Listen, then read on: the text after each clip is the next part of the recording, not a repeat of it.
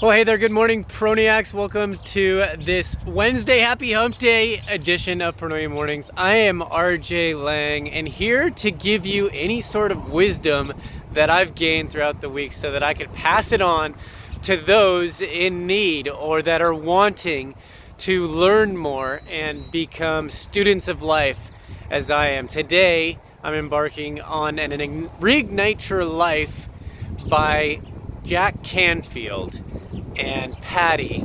I'm not familiar with Patty, but Jack is the reason or has inspired me through his book, The Success Principles, to change my life for the better.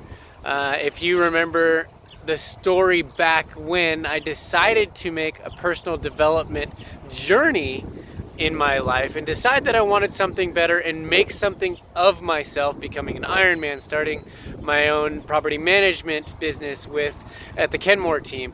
So those decisions came from the success principles and things that I wanted to become and wanted to better my life. So diving deeper is something that I'm doing this year. So Darren Hardy is someone that I listen to every day. This morning, I do have to say, he was talking about the people who constantly complain about their lives and the small things that they just don't need to complain about. And you know the people that I'm talking about who can find something wrong with the best in their life. Like they have a great job, but they're complaining that they don't get the time off that they need at the end of the day, or that they're unable to get their work done, or they have coworkers that they can't stand. So these people that constantly complain on a regular basis are emotional turds. He said emotional turds. That was cracking me up. I was laughing so hard this morning. That is a whole side story that I went off of, other than what I wanted to talk about today, which was respect.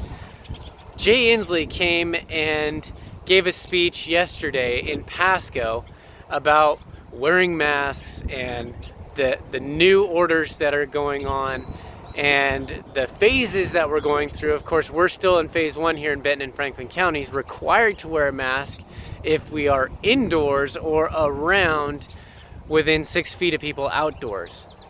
Something to consider, but we have businesses, small businesses that are shut down and are unable to open because we're still in phase 1. And until we move to phase 2, they can't generate income, which in my business and property management doesn't allow for owners of commercial property in order to collect their profits or rents, or if they're not getting any, let's say, relief on their loans, they are going to have to carry the burden of that.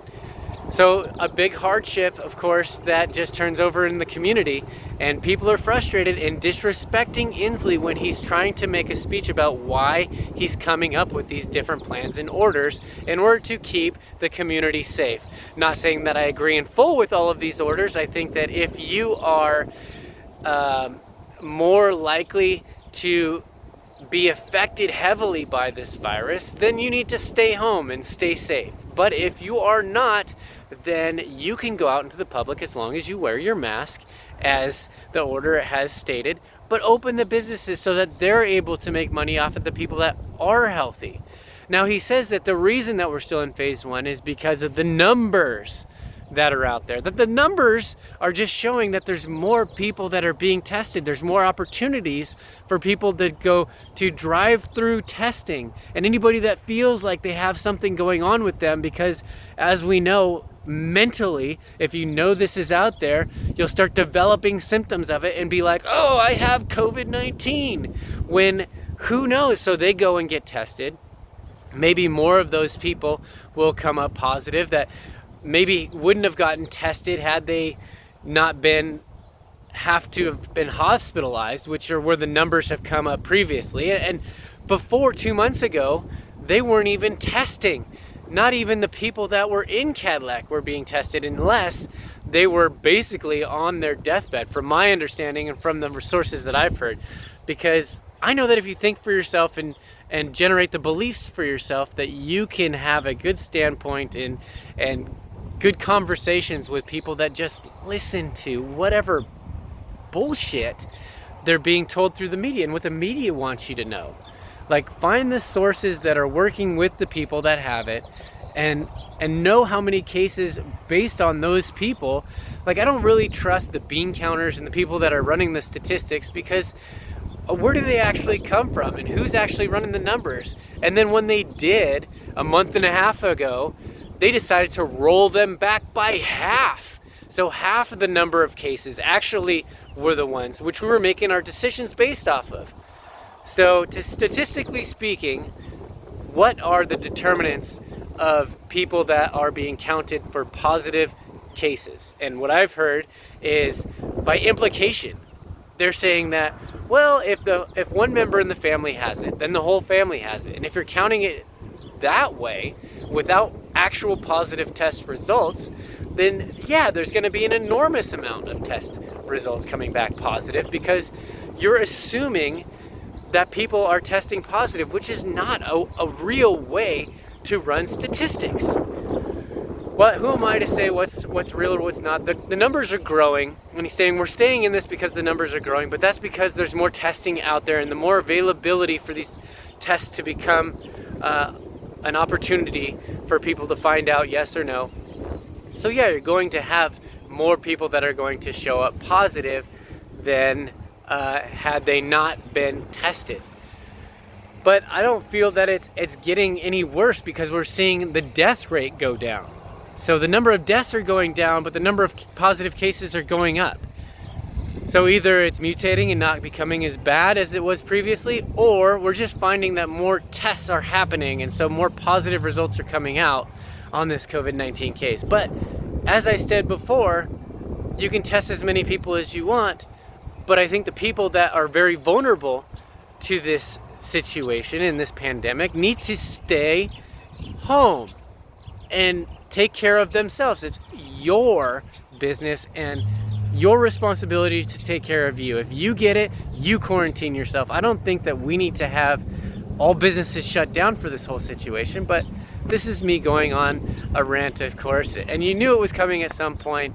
This is just me coming out and saying, I will wear a mask for those that are unable to stay at home and need to get out and do the things that they want and need to do. But that's the extent of it. I mean, it's not too much out of me.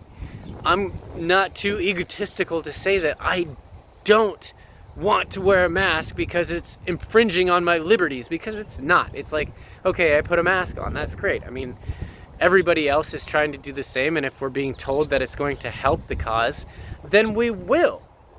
But open up the damn businesses so that they can generate money and not cause an economic huge crash and situation and issue that we're going to have to deal with in the long term.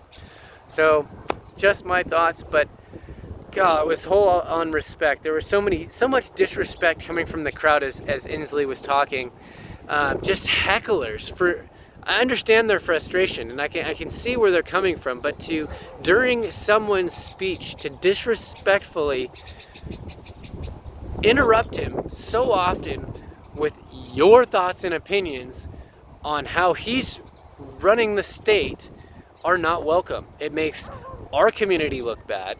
And as he goes through the different counties, if it is a sense that he has any say on opening to phase 1, phase 2, phase 3, if there is a sway in close cases that can change us to a lower, higher phase, whatever you want to call it, I'll call it a higher phase, phase 2, then wouldn't you think that respecting him when he comes to your county would be beneficial for us to move forward? Just some thoughts to think about. But now we look like jerks and idiots and ignorant to the fact that we can't even be respectful of somebody who may know a little bit more than us about the entire Washington State situation or even the national situation. Some thoughts to think about. Be respectful of other people's opinion. Listen, draw the conclusions in your own mind, wait for your turn to speak, and then when it's appropriate, you can voice your opinion. Voice it strongly should you need to, but wait until it is your turn. Don't interrupt and disrespect people, especially people of authority. That just makes you look bad. It makes you look stupid. It makes us and everybody around us look stupid because we didn't stop this from happening as a community. And I just feel that it's now he's going away from Benton and Franklin counties, thinking, God, those are a bunch of idiots. Like, they don't understand general respect for authority in order to get us in a positive direction as a community and as a bigger authority of state. So I hope this helps you today. People don't care how much I know, of course. People don't care how much you know until they know how much you care. Thanks for joining me.